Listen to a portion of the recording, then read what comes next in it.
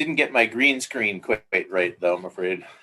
So yeah, you know, green screen, I've got my green screen literally right behind me so that I can hide behind it. Yeah. But That's smart. it's good this way because you don't need as much green screen. As you All do, I've got put it is 4 feet like behind you. maybe like a yard of green screen. The other great thing about having a green screen that's directly behind me is I can put it in front of my chair. So then my chair disappears as well. So that's a nice little tactic. And you see how Troy looks all kind of blocky? That's good. It's fine. But Oh, that's cool. but he's doing, yeah, that's fine. But he doesn't have a green screen. He's letting the computer do his for him. And yeah, I'll have to do that. With Gary doesn't have a green screen. And I can tell who has a green screen, a real green screen, and who doesn't. So when I have the right picture behind me, it's very hard for you to tell that I'm actually in front of a green screen because if you notice my hand here, there's no green between the fingers. If Troy opens up his hands, I bet you there's going to be green between the fingers and his finger is going to disappear. None of that happens with me, right? Because I've got that green screen. So it just depends, you know, it's what's good enough. What are you happy with? And you don't have to have a screen at all, right? You don't even have to have a fun background. Gary's got something working where he's blurring the background of his actual background. It looks good, right? I'm going with wall of books. Yeah, wall of books is awesome. Lots of people have walls of books. All right, so it's 7 o'clock, and let's see, there are 11 people. And what I'd like to do, I want to kick things off kind of quickly because we've got a lot of stuff today. Troy has got some interesting stuff. Troy's going to talk about some problems of practice that he's helped faculty members with. And I want to point out that everyone's problems are different, right? Just like Tolstoy said, all happy families are happy in the same way. All unhappy families are different, right? So all of your problems are going to be different. So use this as an opportunity to see what other people are working with, but then to also understand that your problems may not be representative here. There are some basic problems that you can work with, and I'll talk about audio. I have a really brief video that I want to play for you. And then I'm going to pass it over to Troy, who's going to talk about some of the problems that the Reader Center and Troy has helped deal with. And then I want you folks to talk about the problems that you think that you've got that you want to resolve. And then we're going to pass it over to Roy, and he's got some basic tips on how to get better product. Right, Roy? Yeah, I'm going against every rule by having this light here. Well, but that's the thing. You look creepy, and that's good. So it's working for you. And then if we have time, I'd like to show some of the videos that you all produced. I really was so impressed by the videos that you produced. Everyone did an amazing job. But, you know, and you did exactly what I asked for. You brought that passion, you brought that excitement, you told stories, except Eric thought that telling stories was not a good idea, which is perfectly cool. But he made that work for him. But then Logan made the stories really work for her. And Logan, she did an amazing job where, and if anyone watched Logan's, she started off and she was stiff. And then all of a sudden she's like, let me calm down and let me tell this story. And she just came to life. So, you know, it depends on where you are, right? It depends on who you are and where you are. And Amy did a great job even without audio. She was amazing, right? You could see her expressions and you saw she was moving. She was working with her hands. Yeah. So we've got about 13 people. So I'm going to kick it off with a little video that I just made to show you the importance of playing with your audio. Audio is really key. So I'm going to go ahead and I'm going to mute myself. And I'm going to share my screen to play this video.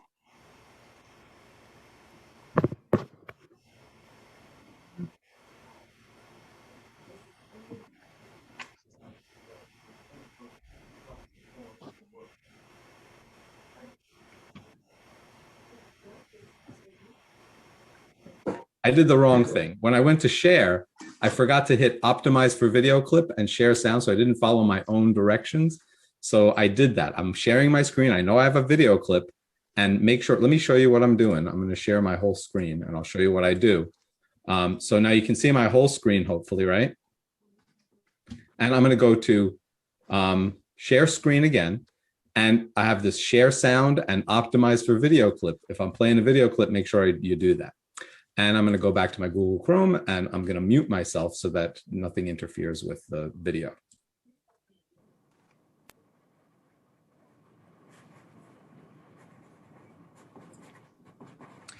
Hey, it's Mike, and I want to briefly talk about audio quality.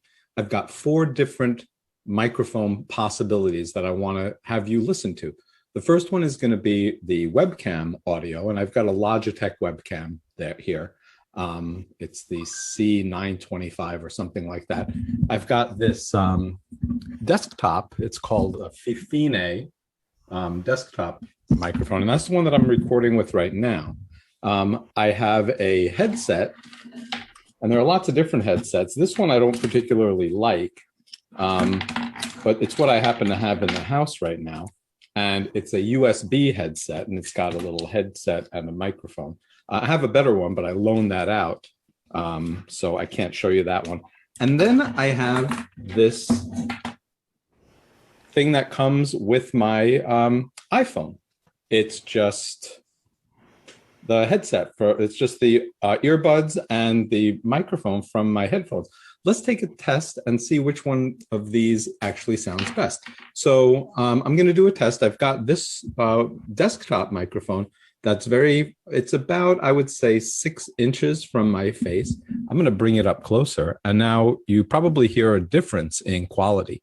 And so if I were going to use this microphone, first I want to test it, and I want to see which microphone gives me the best audio. So, and then I want to see how far from the microphone I need to be, because there's a big difference for my microphone being here up close and my microphone being down here. And I also have to decide, what am I going to do when I'm teaching? Do I have things that are going to rattle around on my hands?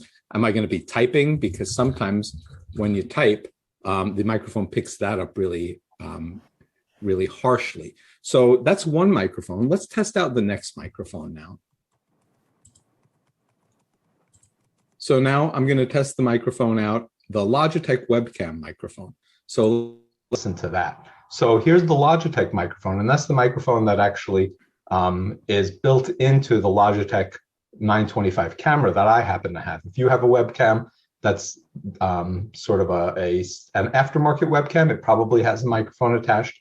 So you might want to see how that sounds. If you've got a laptop, I don't, there's going to be a microphone built into the laptop. So now you can hear, this is the sound quality of this Logitech webcam. So I'm going to change gears now, and I'm going to put in this headset, just the thing that came with my iPhone. I'm going to plug that. It has a mini jack, and if you have a mini jack too, just plugging that in will make it work. So I'm going to plug that in. And now you notice in Zoom, I can always change where the audio is coming from. So I'm going to pop that in so I can kind of hear myself. And the microphone is right here. So I'm going to go ahead and switch that over to built-in microphone, external microphone. And that's going to be, this is my third option. So now I've got this microphone, and we'll see how that sounds, and we'll see if that sounds any better. Now, one of the drawbacks of this is that I'm stuck to the microphone, right? So, and plus, I mean, I look like, I don't know, I look weird with these things coming out of my ears. So you might want to think about that. No matter how good the sound is, maybe it doesn't fit with your image, right? And now let's try that last microphone. And this one is this plug-in headset microphone, which I don't particularly like. I have a better one, as I mentioned. But the thing is, you want to test out whatever microphones you can get your hands on, because you'll get different qualities depending on the different microphones that you have. So I'm going to plug this one in. Pardon my side of my head there. And I'm going to take out these. Now you can't hear me as well because the microphone is over there. And now I'm going to switch it to the Andrea.com USB microphone. So this is a USB microphone, and I don't know how the quality is going to be on this, but I'll test it out before I do something elaborate. So this is just a really quick test of something that I want to do as far as finding out the best audio for me.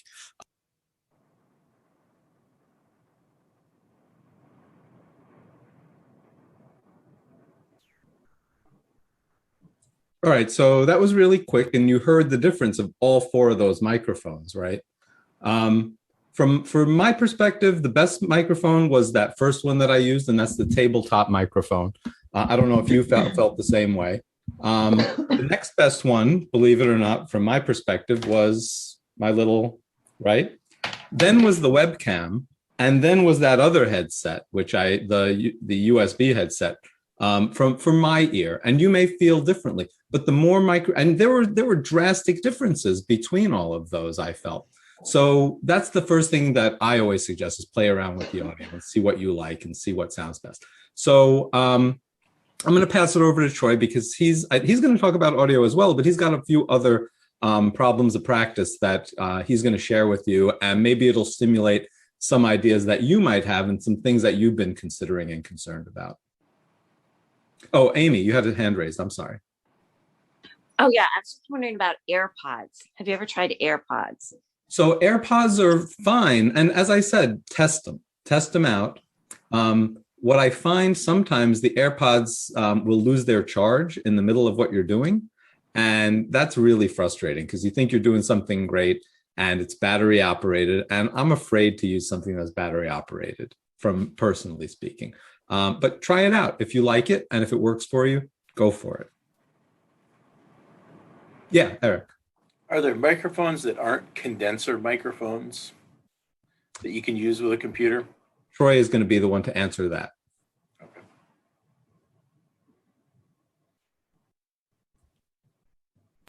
Yes, there are. If by condenser you mean the way the microphone works? Yeah, I mean, I used to do sound for bands, so you can get an omnidirectional or a unidirectional mic. You can get, different mics for vocals and drums and things like that.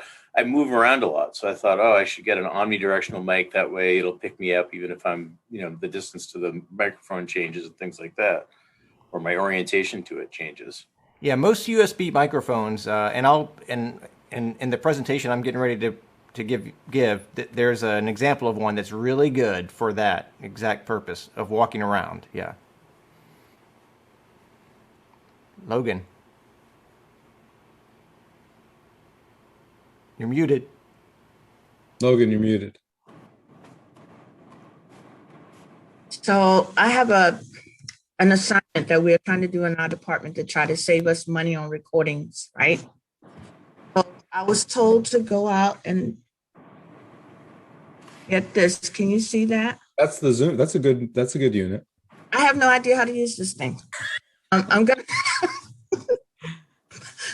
This is why I'm taking this class also, because it's to do some of the recordings that we do, the band, just like individual groups that we're trying to do. And can I talk to you about this, I guess, later to figure out the best way and so I can get the best quality? Absolutely, yeah. Like that Troy. that object that you have, yeah, we can help you figure that out. Yeah, absolutely, yeah, yep. It's a tool. It's a tool, right? Okay. We're getting ready to talk about tools and how beautiful tools are. Okay. Okay, Thank you. Barbette had her hand up. All right, bring it. I'm just wondering about microphones that only pick up your voice as opposed to ones that are going to pick up everything, all the sound that's going on around you. My husband opening the garage door in the middle of a lesson, that kind of thing. So what do you recommend for that problem? Well, that's also in this presentation we're getting ready to talk about. We should let you get to your presentation then. Yeah, Megan. we should. Yeah. I mean, the important thing about microphones is they pick up, they like our ears can block out those things that you just mentioned, but a microphone hears everything, right? That's the whole point of a microphone, is to hear everything that's around it. So, I mean, there are definitely directional microphones that you could, use, but I mean, there's the environment in which you're recording is also very important. All right. And also, can poor Troy get to his presentation? Hey, let me try this. I'm going to try it. All right, go for it, Troy. You're up.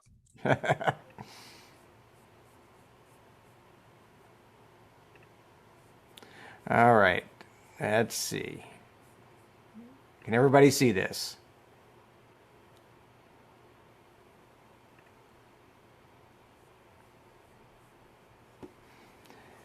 Someone give me an amen if you can see this. We can see it. Okay, all right. See the So, light. all right. So, so last time we did this, I gave a master class on cinematography. Not going to do that this time. We're going to dial it down a notch and talk about like small interventions that can produce big results. So here we go.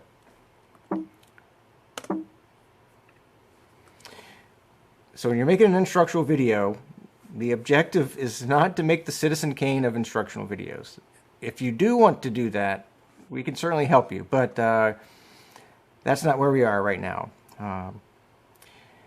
The good news about making instructional videos at William & Mary right now is that, you know, when I came here in 2006, you would have been on your own, but there's been this growing and emerging support for you to do this. We have Steely now, we have William & Mary Libraries, we have the people in this room. So there's a huge, if you're a new faculty member, you're like in a lucky place right now because we are sort of building this infrastructure to help faculty use digital tools, and it's very exciting.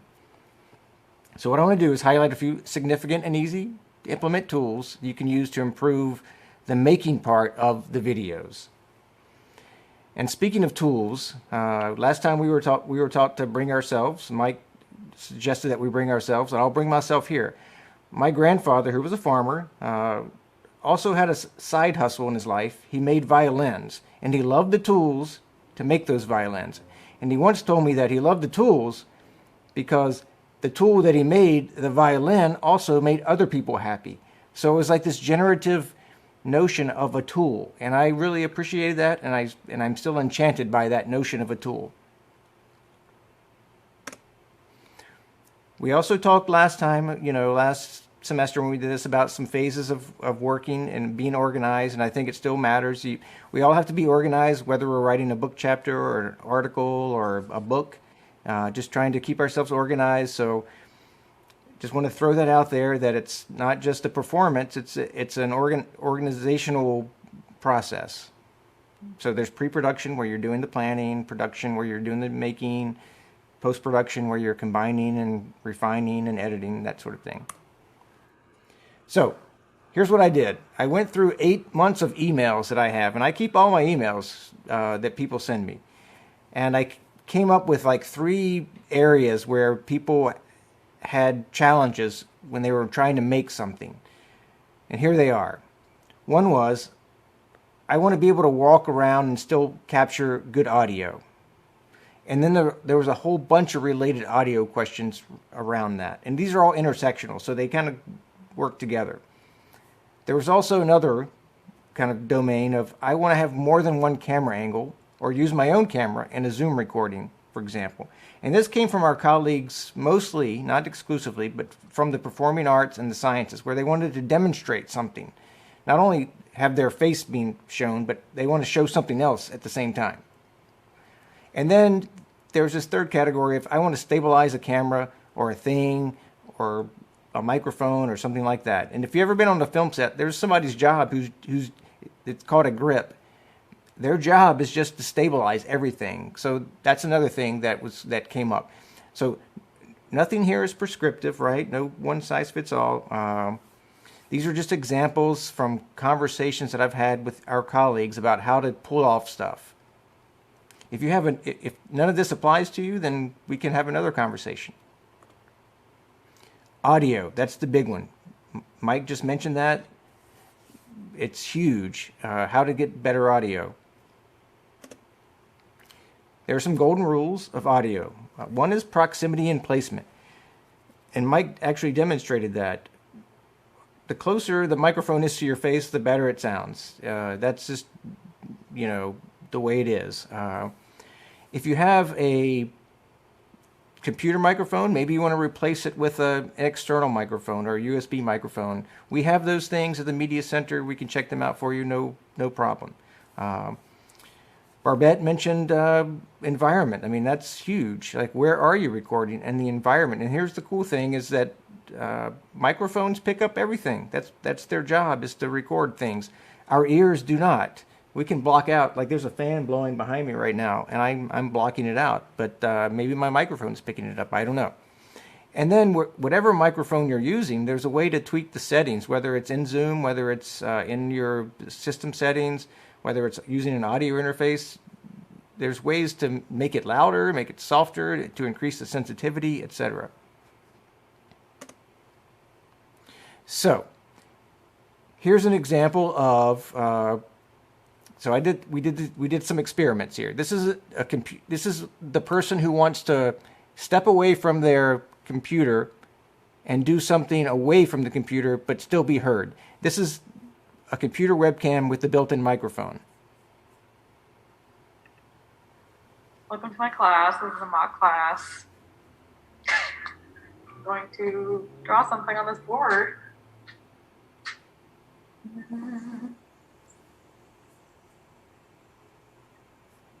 This is how to draw a little dog face.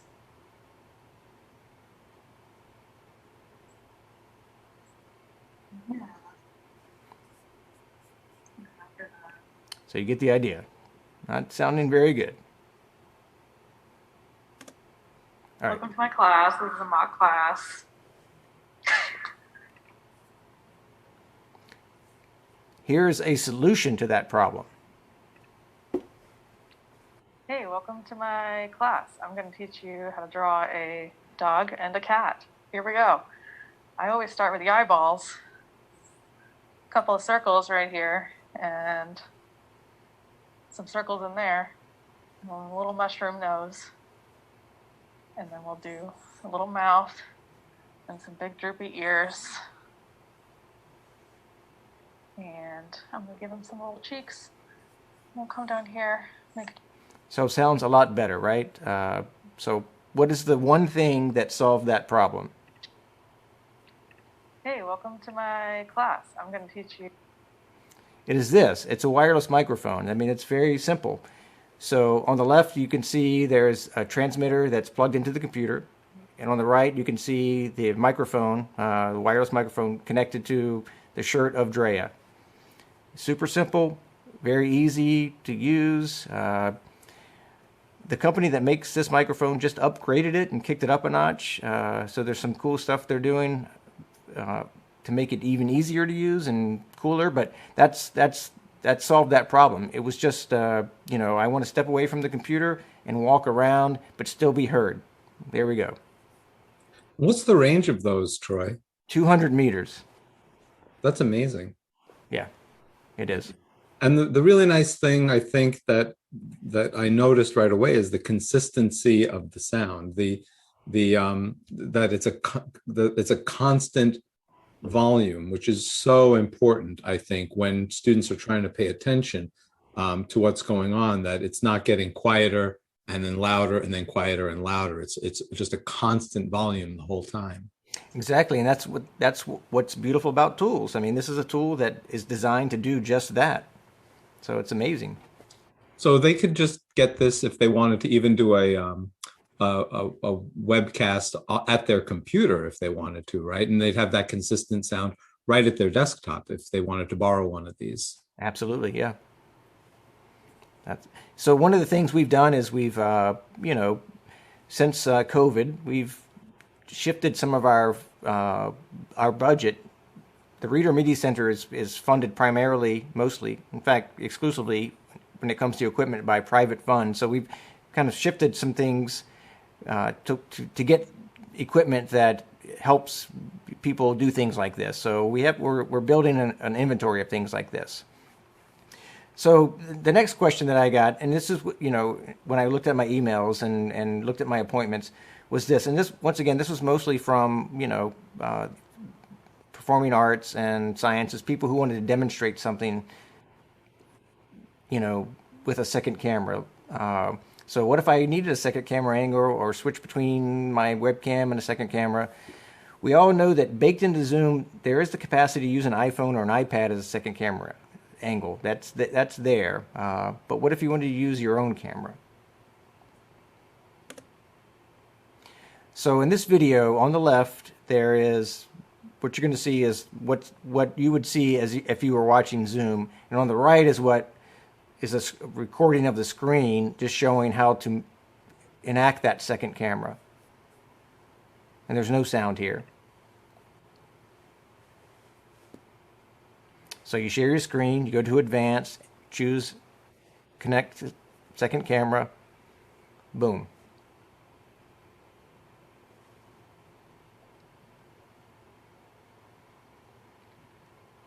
And this is an actual camera. It's not an iPhone or an iPad. This is like a legit camera that's doing this. So this would be someone who wanted to switch between their face talking and then like a demonstration of something like that. So Troy, how is this camera connected to the computer? Does it? Here we go. Here we go, Mike. This is what it looks like. This is what that looked like Meta. So you can see there's the laptop, the camera on a tripod. You see the cable. It's an HDMI cable connected to it, but the tool that solves this problem is not the HDMI cable. It's not the camera. So camera, HDMI cable, tripod. It is this thing. This little device right here is a USB device with an HDMI port on the other side that allows you to connect a camera that has an HDMI port out USB to make it a web camera. So that's the simple solution right there. So if you have your own camera that has an HDMI out, this is the way to do it. And of course, we have lots of cameras that have HDMI out. So if you wanted to try this, we could help you out. So they could come in, they could borrow one of these video capture devices, they could borrow a camera, they could try it out right in the Reader Media Center, and then they could take it home and use it. Absolutely. Absolutely. That's great. And if you want to kick it up like lots of notches, we have other devices where you could have like 5 cameras if you wanted to. So this is another thing that we have. And students have checked this out who wanted to do like a 5-camera, Zoom thing or something, and it has 2 inputs for microphones. So there's a way if you by chance wanted to have more than 2 cameras, so you could do that as well. All right, and finally, another area of questions that I found was this notion of stabilizing things that they have, whether it's a camera or a light or microphone or whatever. So let's cruise there. So this is my humble abode right here. This is my laptop with a web camera and a microphone. So, but what I'm using here to hold my microphone is a boom arm connected to a very cheap TV tray table that I got on Amazon. Very simple, but it allows me to move the microphone around. If I'm doing something synchronous, I can take it out of the picture. If I'm doing something asynchronous, I can get it right in my face and get it closer. Very cool. So I had a faculty member who said, "Look, I wanted to kick up a notch my workspace a notch or two," and I said, "Okay, send me a picture of what you got." So she sent me a picture, and here's what I hooked her up with. There's an LED light up there at the top on a stand. You can see it. It's got tape on it, so it's at the bottom. It's not glamorous. But it's doing its job. There's a USB microphone on an adjustable boom stand where she can move it around, and then there's a webcam attached to the monitor. It's like 3 simple things that solved her problem. Very simple stuff. So Troy, I think that's really the important thing for me, and something I would love is not that it stabilizes, but that it stabilizes and that it's mobile so that I can bring things in and out as I need them. That's incredibly effective. And I would love to have a situation like that where I could move a light back or a light forward as I needed it, or a microphone back or a microphone forward, or even my webcam back or forward as I needed to do something like that. So that's a really great tip. Yeah. There's all kinds of cool little things and gadgets that we have that can help that. Once again, here's just another example of stabilization. On the left, there's Drea drawing. You can see there's a suction cup mount with an iPhone, and here's what it looks like on the right. what you would see as a viewer. So just one more thing. Here's another example. So you want to get a shot overhead, like you want to show something. Once again, on the left, it's a simple microphone stand that has this little attachment connected to an iPhone that then just displays an overhead shot. It's very simple. And if you're curious about all of the stuff that I talked about or other equipment that we have, this is the website that you can go to. All the inventory of our equipment is there, and you can find some cool stuff. And if you have any questions, of course, you can always reach out to Steely or me at Media Help, and we can still keep talking about this. I know maybe none of this will solve any of your problems, but if you have a problem that needs to be solved, we can figure it out. Yeah, that's great, Troy. I think that's really an important point to make, that some of your problems are going to be, your specific problems, or, many of your problems will be. And we're always going to be available to come up with solutions to your problems. We love those, because that sometimes it's an easy fix for us that we may be able to help you with. Sometimes it's more difficult, but maybe other people have those problems, and we love to be able to put those in our toolbox when we do come up with solutions to help people. So, Troy, is that it? Do you want to leave them with anything, or do we want to start talking about if people want to start, asking about specific problems that they've had as they're recording? We'd love to kind of start a conversation for a few minutes before we invite Roy to do what he's got on tap, is basically to help people more generally in some things that they might find useful. I mean, that's all for me, but I just wanted to reiterate that that was all based on interventions and questions that I had from your colleagues. So it wasn't completely about everything, but it's those are the three areas that I found that people were curious about. Yeah, those are really important areas. I think that it stimulates me even thinking about, even if these weren't my problems, I want them to be my problems in some ways, because now I know what's available and what's possible. I'm like, oh yeah, I think I want to do that now. So that was great. Thanks, Troy. Yep. Okay. I have a question. Yeah, let's open it up. Okay. Amy and I seem to have trouble with our microphones, and mine is one of those Logitech freestanding cameras, and it would not record. I had to find my headphones to do it. Was there something we were doing wrong, or is it just, I didn't see a setup button that said, let me use this. Flipgrid is kind of weird about that. It doesn't really let you choose which microphone you're using. And if you've got multiple microphones, you can run into a conflict where it's actually trying to record from one microphone instead of another. And I'll state it again, because I don't think everyone was here when I mentioned the Flipgrid thing. Flipgrid, I basically wanted people to do Flipgrid, both because it's easy to record and also because a lot of people teach classes where they want students to be able to do their recordings, and they want to be able to give feedback really easily on video. And I wanted people to have a taste of what that's like for the students, so that if they wanted students to do a quick video, we've had lots of faculty members who have had great success using Flipgrid in actually creating really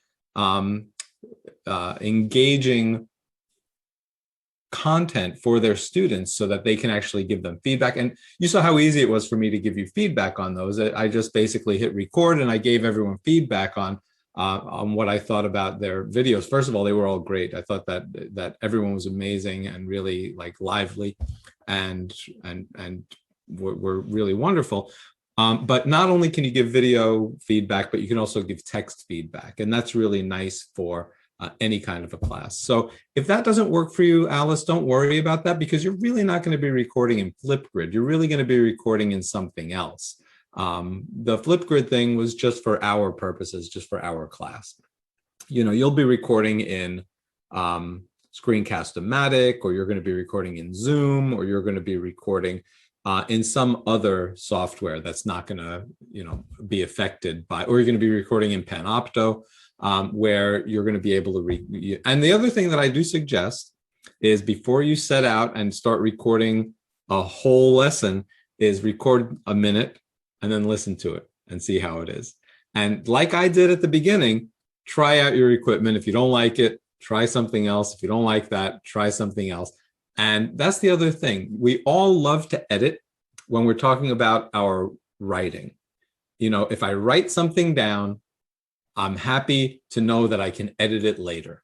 It's the same thing when you're comfortable with video editing, with audio editing.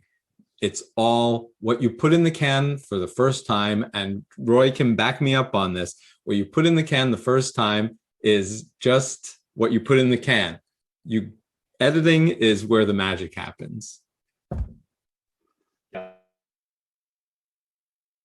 Yeah, Audrey. Yeah, you made a very smart recommendation to me, which is for a lapel mic, particularly for walking hours and doing tours and things like that. Any suggested ones that are easy? You know, what are they connected to in terms of the files? And... Yeah, I'll let Troy answer that, because he actually showed one, but he might have others that he would suggest what your needs are. Yeah, I don't think Bluetooth on top of a mountain is necessarily going to be my solution. Right, and that's a problem of practice. That's your specific problem. Mm-hmm. So, Audrey, what are you trying to do? Tell me.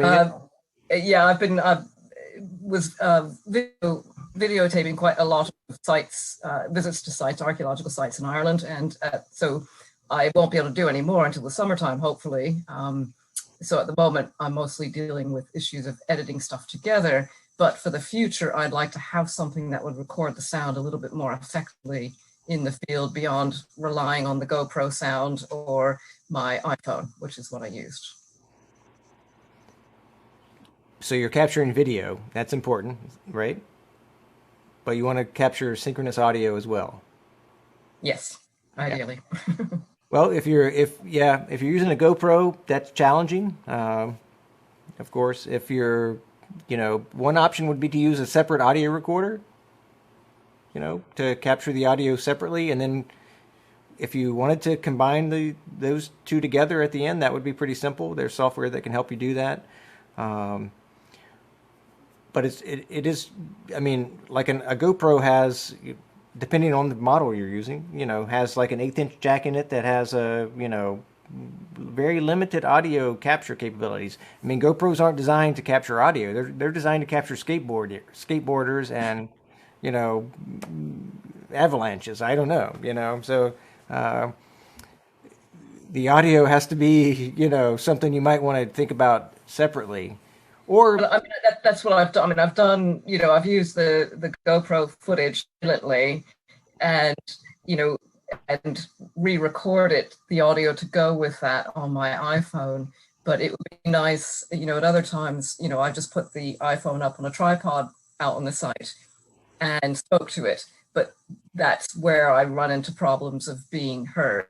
And even the clip that Mike kindly commented on was even in my house, but I was too far away for the right kind of sound. And because it was speaking to camera, obviously I can't record over that, and patch in the audio later unless I'm some sort of a genius. Well, actually, Troy, wouldn't it be easy to record the bad audio and record good audio locally on your body and then have that be merged pretty easily and quickly in something like OpenShot video editor or something like that? Sure. Yeah, we do it all the time where we capture audio from like a DSLR that's pretty crappy, but we also have a second microphone or audio recorder that's capturing the good audio, and then we sync those together. We take out the bad audio and put in the good audio. Since they're happening at the same time, then it makes sense. Yeah. But Audrey, we could talk more if you want. Like this is how it works. We can have a conversation. Like there's probably I know there's a solution for you. I know there is. And and that's why, we try things out. You can come on in to the media center of Troy, or one of his team will, say, okay, let's get you hooked up with something to try out that will mimic the situations that you'll be in, and, sort of take you through a practice session. But I found that that's also really easy to do, is to record bad audio and good audio. And once you have both of them, then replacing the bad audio with the good audio that you've got like on your person with a lapel mic that's actually local, recording local to something like actually what Logan showed, that Zoom capture device, right? And then it's really easy to merge those two things. Thank you. Other people? Also, just to ask you, Troy, didn't the Media Center just get in a bunch of really cool iPhone tripod kind of gadgets that I was looking at? It was just some amazing stuff. Yeah, we have a lot of gadgets in the meeting. No, I'm just saying you got some specific gadgets that were for a smartphone. Yeah, yeah. Made a smartphone. Yeah. Yeah, we do have ways to connect like a better microphone to your smartphone. Yes, those kind of things, whether it's Android or iPhone. So we have those things, Audrey, if you're interested. We can talk more about that. We do have ways of stabilizing phones in different situations, whether it's on a tripod or on a tree if you wanted to, like with the Gorilla Pod or something. So yeah, we have a lot of cool gadgets to, if you're out in the field, that could help you maybe make better recordings. Yes. So Logan has a question. She wants to know if you have to make an appointment to stop by the Media Center or if it's a walk-in. You don't have to. The Media Center is open for business. So there are students who are kind of working there. I'm not dissing our students by any means, but if you have like a really involved question, you might want to just reach out to me and then I can kind of hook you up with what you need. Yeah, our students they're awesome, but they might kind of So it depends on what you want, Troy, right? If you want to have a consult, get in touch with Troy, make a consult. Yeah. If you want to ask what equipment they have, and if you know that you're going to be kind of self-sufficient and you just want the equipment, you can go in and get that equipment. But if you're confused and you need some guidance, the students are going to try to be helpful, but I think that they are more equipment based, if I'm correct, and they'll focus on what the equipment can do rather than on what the person needs. And Troy's going to be much better at matching the equipment and the person and that whole paradigm. Yeah, and you might come in and ask a student, I need a camera, and they might just give you a camera. But I would ask you, why are you using the camera? What's the point? What are you trying to do? So that's the difference, I think. Yeah. Okay, I was wondering because I wanted to know if I could make an appointment to come by to get some hands-on instructions and to see what else I need to help out the band and the orchestra. Yes. And one day next week, if you all are available. Here's the email address. There you go. Thank you. Yep. mediahelp@wm.edu. My best radio voice. Anybody else? Questions? Yeah, one more. Yeah. If we're not using Flipgrid, are you going to be showing us the other options to use? Absolutely. We can totally show you some of the other options. One of them we're doing right now. We're recording in Zoom. That's personally my favorite way to record. If you take a look up at the top of the screen there, you can see recording. So what I love to do is I love to put a background behind me. I love to hit record, and I love to just start recording in Zoom. And if I record locally, I then have that local recording that I can then pull into something like OpenShot Video Editor, which we're going to be showing you next week how to do the editing bit. Or I can pull it. I can just upload it to Panopto if I like the way that it is. It automatically uploads to Panopto if you have a William & Mary account. So Zoom is probably my favorite way to record. There is Screencast-O-Matic if you want to record in Screencast-O-Matic. It really just depends. Troy, do you have any preferences for recording other than those two? No, those are great. Yeah. There's Camtasia and things like that. That costs money. I'm talking free. It costs money. You're talking free. All right. I'm talking free. All right. Yeah. All of my video tutorials that you see, most of them I just do in Zoom. I just record them in Zoom. Very easy. So we're recording right now.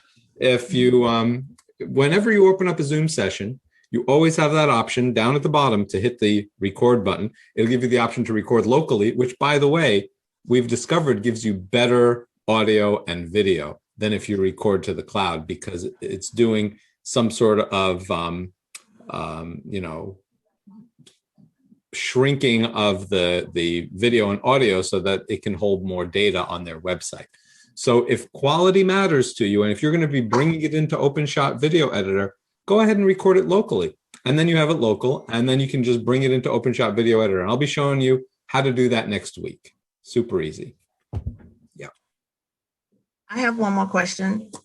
I noticed that on your background, you don't have that fade in, fade out effect. And how did you get it to be stable like that so it just looked like a natural picture in the background? I'm going to share my screen with you, and I'm going to show you exactly what I do. So if you can see, I go to video settings, and what I have, and I think I sent everyone this video. If I didn't, I'll send it to you again. If you notice, I have a green screen here. And if I uncheck my video background, I'll say none. I'm sitting in front of a green screen here. This is literal, and it's kind of wrinkly, right? It's not great. It's kind of, it looks like, how is it going to do such a good job? And there's a shadow behind me, but somehow, as long as I'm not wearing a green shirt, it works. What did I do? I got this green screen from Joann Fabrics. I got the ugliest green I could find, because you don't want it to be anything that you're wearing.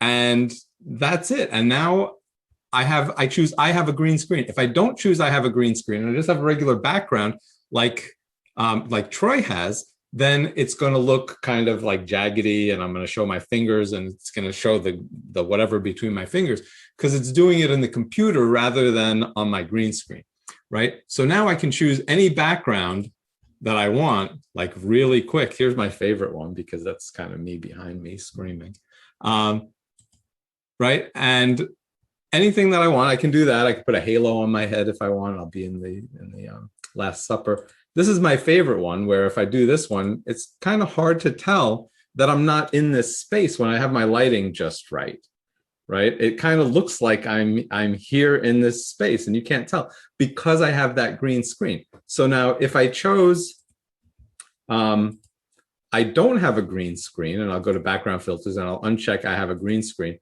Now I'll choose that same background, like that background, and now you'll notice my hand starts to disappear, right? And if I wear my headset, it's even worse. So if I wear my headset, now you see like there's green between my head and the headset, which is unappealing, right? So literally, I built this thing for 20 bucks. It's worth it. I have it on a curtain rod so that it's right behind me, and I can remove it whenever I want to remove it. It can go in any room in the house, literally. And, it cost me 20 bucks for the string and the fabric. And I've got these little loops here, the curtain rod loops, and that's it. So that's how I do it. And Troy is now a cat, which I love. All right, so I love Gary's got a little schmata on his head. It's got a beret.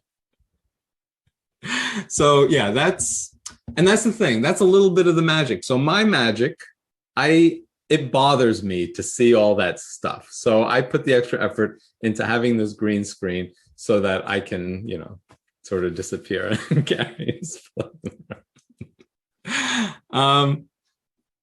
it all depends on what you want, what your quality is, what your aspirations are. And for me, I like the magic. I like to have that suspension of disbelief, and I want to kind of put people in that space as much as possible, right?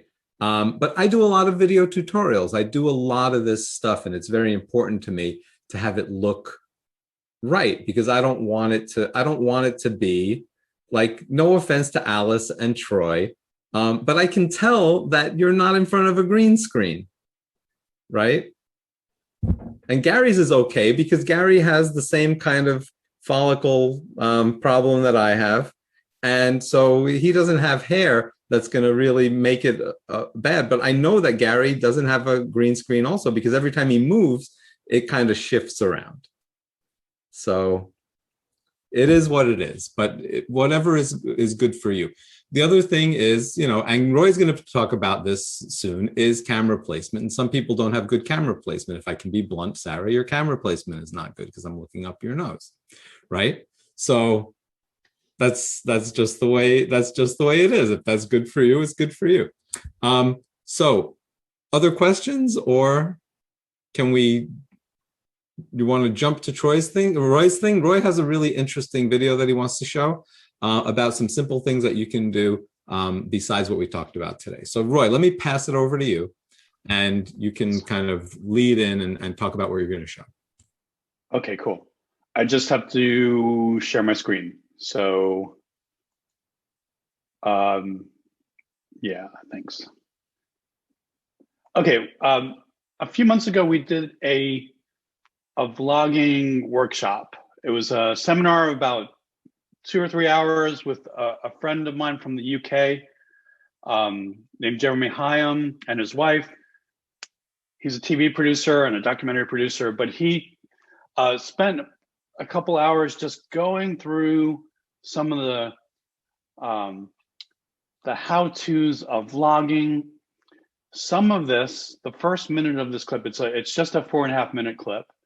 The first minute is kind of a review of what we learned from Mike last week. So Mike kind of went into more depth, but this is just kind of the first minute is a rehash kind of what we were talking about. And then it goes into 3 clear principles that are so easy to just do on any Zoom call or any desk cast or any lecture. So I'm going to share my screen here. Get that.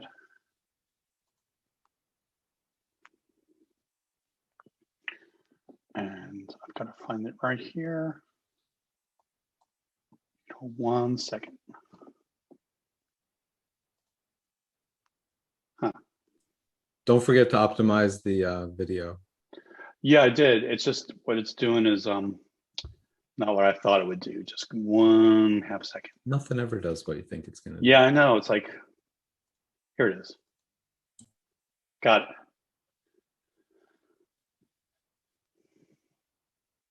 Okay. Oh, unsupported format. Why would that be? I don't know. Let me try again. Try again. I'm going to do it a different way.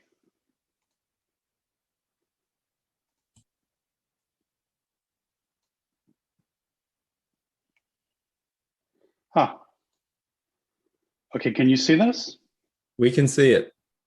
All right, and let me start with for the. And you can hear it too, right? So far. Okay, here we go. It's a little bit cropped. I will fix that. Okay, thanks. Good. Here we go. Start with for the first little while, we're just going to do everything for fun, as if we're at a party together and we're just playing party games. Yeah. Because what kills vlogging is when people think they have to be professional. And as soon as they try to be professional and they secretly hide their script next to the computer, can you see what happens to all their naturalness? Yeah? Can you see how the body language that was there has all gone? Okay? Absolutely. So the word expert, forgive me if you know this, but the word expert comes from the Latin experire, and it simply means this: to go through. So if you have been through trying to sort out a messy garden, you are an expert because you've been through that experience. Yeah. But an expert is somebody who's tried to clean a chimney and got covered in soot. They've been through that and they have learned how that happened, and now they have expertise to pass on. Okay. So we all have expertise. If you've kept a guinea pig, or you've reared a puppy, or you've lived in a high rise, you have expertise to share. You know, there are companies all over the world where the marketing department is saying, Bob, we need to drive traffic to the website. Do 10 vlogs about this. And Bob thinks, Oh, I'd rather not, but if marketing's say, I better get on and do it. Those vlogs are dead before they've even come alive. All right, because this is the, I'm going to show you this one in a minute. This is at the foundation of all good vlogging. Yeah. So the first thing I'm going to do is I'm going to give you some simple technical rules. Okay. And from now on, don't break these rules. Whenever you go on Zoom or you vlog or anything, just don't break them ever again. Number one, these are golden rules. Make sure the camera is at the height of your eyes. Is that a deal? From now on, no more camera, laptop on the desk, looking up your nose, showing everybody in your community your ceiling. Get the camera up, even if you have to go and get a stack of books. Yeah? Next one. You ready? The brightest light must be on your face, not on the wall and not behind you. So if you sit with your back to a window, you are simply a shape. We can't see you, we can't see your eyes. You might as well not be there. You might as well switch off and just go to audio, because the brightest thing is behind you and the camera just shuts right down and makes you a black shape.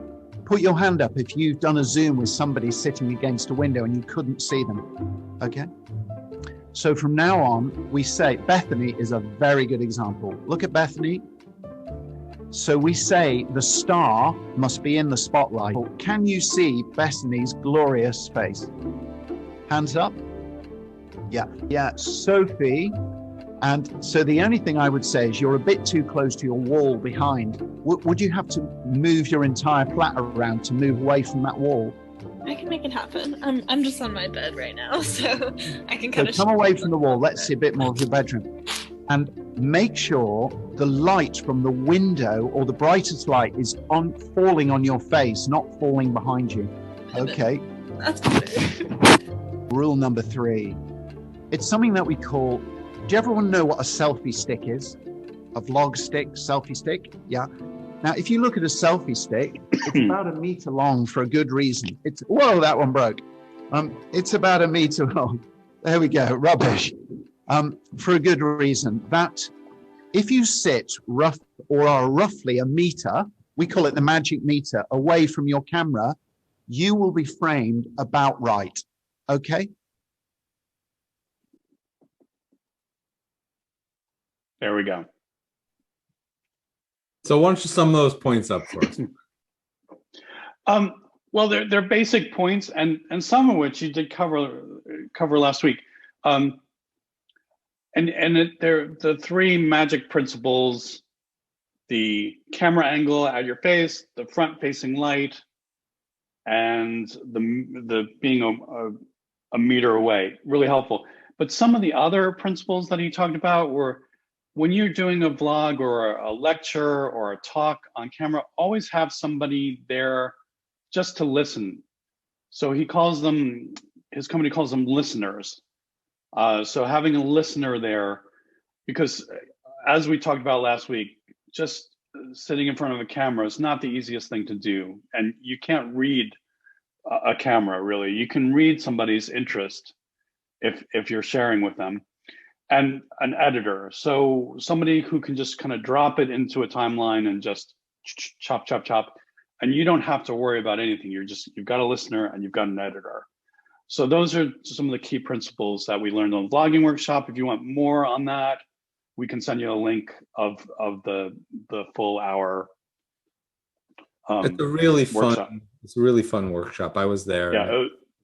I learned a lot, and I know how to do this stuff, but I always learn a lot by watching other people and the way that they do things. It was great. Yeah. Yes. So there you go.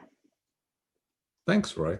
So we're getting right around to 8 o'clock, and what I think that we'll do is I was going to show a few of the videos, but we don't need to do that. I think everyone is sort of geared up and they're ready to go and try these things.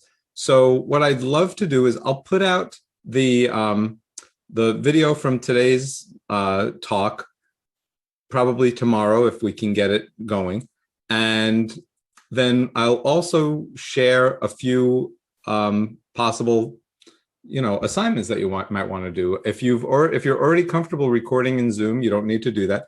But I'll put out the opportunity for you to record in Zoom. I'll put out my video that I produced on how to create that green screen really easily for like $20.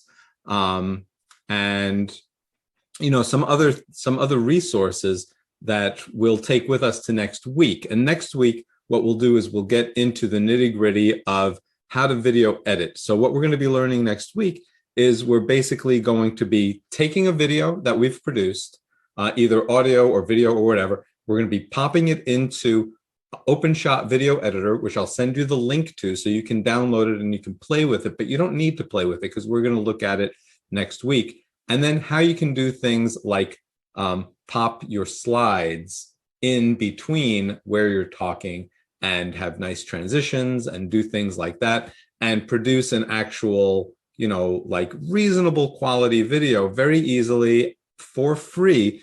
OpenShot Video Editor is a free cross-platform. It works on the Mac, it works on the Windows machine, and it's pretty robust. So even if you have a slower machine, it might be a little wonky when you're doing the video editing, but when you export it, it should be fine. So Gary, you had a question before we go. Yeah, thanks. It wasn't a question. It was an observation from the guy doing the vlog. Yeah. And that was really important that he made a mistake and he didn't make a big deal about it. It's just, I thought it was great. And we forget about it. The thing pulls out and he goes, oh, I broke it. It's rubbish. Boom. And he just moves on. I think when we're doing those things, we just get freaked out when something goes wrong.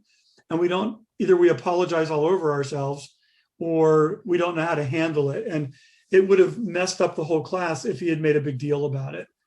And he just moved on. And it's kind of like a rule of the theater. You just, when your costume doesn't work, you just move along. And it actually brings the audience closer in that respect, right? It's like, oh, I'm watching something live, or I'm watching something spontaneous at the very least. And a little bit of that goes a long way. I think a little bit of that is really great, right? Absolutely. Thanks, Gary. Anybody else want to make any observations or questions before we head out? I thought that this was a really good session. Hopefully, next week is going to be great. I'm going to send you the link. If you haven't downloaded OpenShot Video Editor already, you can go ahead and download that. I'll send you the link to that. And there's really easy tutorials. But anything else before we take off? Troy, any parting words? Roy, any parting words? Thanks for being here, guys. I appreciate it. Okay, Barbette has a question before we go. Barbette, bring it. So I noticed, and I don't know if this was a problem of my setup, but it seemed to me that the audio was slightly off from the video in the clip that you showed. And I've had that problem before. And I found this program called Handbrake that allows me to adjust it. Yeah. But is there some way just to avoid that? It's hard because, it really depends on the latency of your system. When you're recording in Zoom and you're not recording out into the ether, if you're just recording in your own situation, things tend to be better. But there can be latency issues, or there can be codec issues, actually, that cause your audio and video to be out of sync. And we'll show you how to fix that next week, also in OpenShot Video Editor. It's not that difficult to do. And Barbette, once again, it's a conversation. So if you have an example of what you're saying, then we can fix it. Easy peasy. Yeah. Yeah, that's a great example of something that's conversation and all happy families are happy in the same way. That's right. Other questions? All problems are solvable. That's what I was always told that as a kid. So I don't know. And I don't know and I know Troy loves problems, and I know Roy loves problems. Problems are my favorite thing on the planet. I love solving problems. I love working on problems. I was just told they were all solvable. I don't like that. That's stuck in my head. Maybe I'm sure they're not. Just really quick. I got a new camera last week for Steely. It's called the Blackmagic Pocket Camera, and I was so excited my first day of interviews, got all these interviews lined up. And halfway through the first day, I take the footage out, put it on a laptop, and it's all in slow motion. All the interviews are in slow-mo. Oh, and I was like, how am I going to fix this? And like Troy is saying, I called up a couple of editors, and they're like, oh, that's no problem. Do this, this, and this, and it works. They're fine. So it took a little kind of jiggling, but you know, there's always some kind of tech solution, especially when you get into online editors like Final Cut and Premiere. They really do help. Yeah, and that's a great point. The more comfortable you're going to be with next week's episode, when we talk about editing, the more comfortable you're going to be with your recording and your production, because you know, when you write something, you know you're going to go back and edit it. That's all. Otherwise, if you knew that whatever you wrote, that was going to be the final, you'd be frozen with fear to write anything, right?